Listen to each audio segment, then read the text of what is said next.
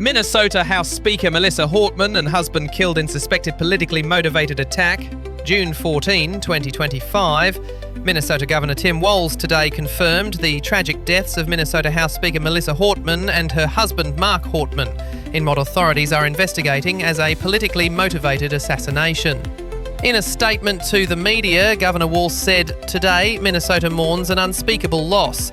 My dear friend and colleague, House Speaker Melissa Hortman, and her husband Mark were fatally shot early this morning in a targeted act of violence that appears to be driven by political motives." In a related incident, State Senator John Hoffman and his wife, both members of the Democratic Party residing in Champlin, were also attacked and sustained multiple gunshot wounds. They remain hospitalised following surgery. Governor Walz expressed cautious optimism regarding their recovery while emphasising the deeply disturbing nature of these coordinated attacks. "This is a deliberate act of political violence," Governor Walz continued. "Peaceful discourse is the foundation of our democracy. We must reject violence and ensure that disagreements are addressed through dialogue, not through bloodshed." Law enforcement officials reported that the suspect posed as a law enforcement officer and fled the scene after exchanging gunfire with responding officers. A statewide manhunt is currently underway as authorities work diligently to apprehend the suspect. As a Penot drives the shot up to a view, or this cold Special 80 and Penot doubles, is explaining not, but confirms the corner state purpose. Minnesota launches statewide manhunt after politically motivated attack leaves state House Speaker and husband dead.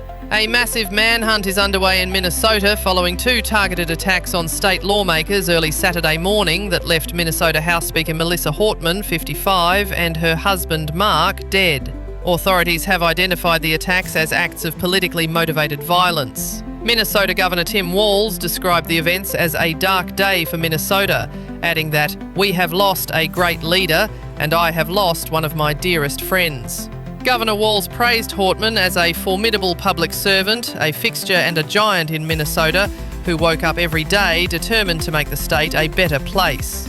This went in a related attack. State Senator John Hoffman, 60, and his wife were both shot multiple times at their residence, approximately 15 kilometres from the first scene. Senator Hoffman has since undergone surgery and is reported to be in stable condition.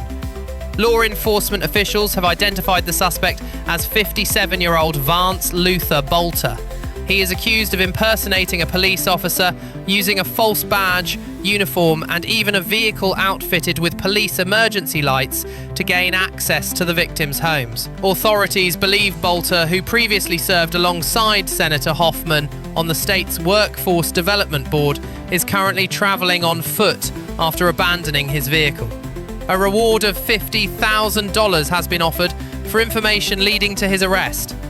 The first emergency call was placed at approximately 2 a.m. local time from the home of Senator Hoffman. A second call at 3:35 a.m. led police to the residence of House Speaker Hortman, where law enforcement exchanged gunfire with the suspect. The suspect managed to evade capture and remains at large. Brooklyn Park Police Chief Mark Bruley confirmed that a large-scale joint operation is underway involving the FBI, SWAT teams, and hundreds of local officers. The public has been advised not to open doors to anyone posing as law enforcement unless 2 uniformed officers are present. In response to the ongoing threat, Governor Walz has activated the State Emergency Operations Center, which is typically reserved for natural disasters and critical emergencies. State officials and elected leaders across Minnesota have been placed on high alert. The investigation has revealed additional concerns. Protest flyers for No Kings demonstrations against former President Donald Trump were reportedly discovered in the suspect's abandoned vehicle, leading to the cancellation of scheduled protests. In a statement, former President Trump condemned the violence, declaring such horrific violence will not be tolerated in the United States of America.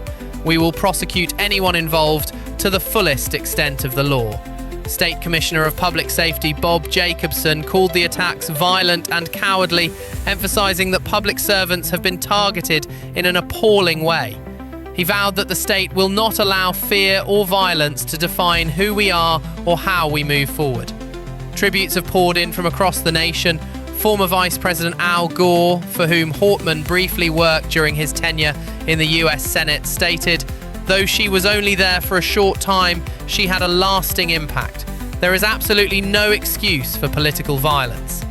Former House Speaker Nancy Pelosi added, "This climate of politically motivated violence must end," recalling her own family's experience when her husband was attacked during a politically motivated home invasion in 2022. US Senator Amy Klobuchar, a fellow Minnesotan Democrat, honoured Hortman's legislative legacy, noting her leadership in protecting women's rights, advancing clean energy initiatives, ensuring free school meals for children, and championing police reform following the death of George Floyd.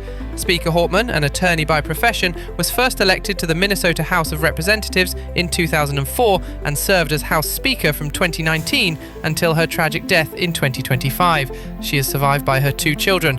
Her husband, Mark Hortman, was also killed in the attack. The investigation remains ongoing and further updates will be provided as new information becomes available.